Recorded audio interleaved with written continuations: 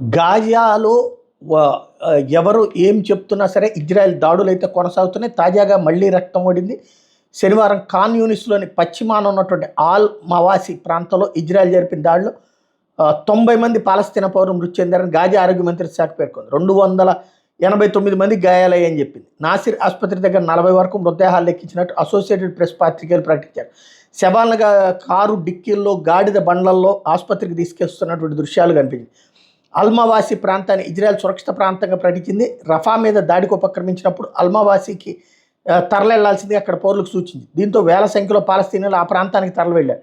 Israel మాత్రం తాము Hamas సైనిక కమాండర్ మహమ్మద్ డెయిఫ్ లక్ష్యంగా దాడి చేశామని పేర్కొంది. మృతుల్లో డెయిఫ్ ఉన్నారా లేదా అన్న విషయంలో ఇంకా స్పష్టత రాలేదు.